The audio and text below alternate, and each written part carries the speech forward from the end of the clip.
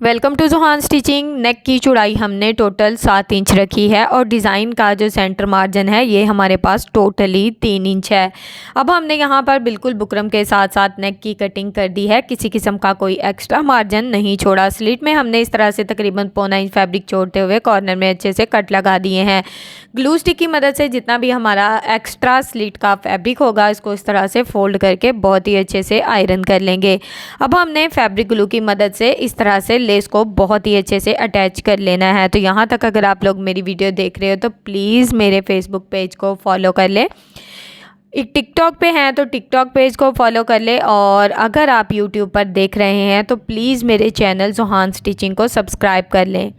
अब यहाँ पर हमने 14 इंच लंबी पट्टी ली है। इसकी टोटल चौड़ाई डबल फोल्ड में 2.5 इंच है। तकरीबन इसकी डिज़ाइन का जो सेंटर मार्जिन है 1.5 इंच है सेंटर से, और इसकी डिज़ाइन की हमने लंबाई 2.5 इंच रखी है, यानी कि टोटली नेक हमारा 6.5 इंच रेडी होगा। दोनों पट्टियों को हमने इसी तरह से प्लेन फैब्रिक के ऊपर लगाया है। अब यहाँ पर इसके ऊपर हमने बिल्कुल सिलाई चला ली है कंट्रास्ट धागे की। सिलाई का सेंटर मार्जिन हमारा 1/2 इंच रहेगा। दोनों पट्टियाँ बहुत ही अच्छे से रेडी हो गई हैं। अब हमने बिल्कुल सीधी पट्टी ली और इसके ऊपर इस तरह से तकरीबन मशीन के 1 फुट की रफ सिलाई चला दी है। अब यहाँ पर जितनी हमने सिलाई चलाई है बिल्कुल उसी हिसाब से हमारी जो पाइपिंग है वो इस तरह से रेडी हो जाएगी। बिल्कुल किनारे की सिलाई चलाते हुए इस तरह से बैक साइड से डिज़ाइन की नफासत आप चेक कर सकते हैं। अब हमने सेंटर में एक पट्टी रखी है और दोनों पट्टियों को इस तरह से बिल्कुल किनारे की सिलाई चलाते हुए आपस में अटैच कर दिया है। यहाँ पर ग्लू स्टिक की मदद से इस तरह से नेक को बहुत ही अच्छे से चिपका कर आयरन कर लिया है।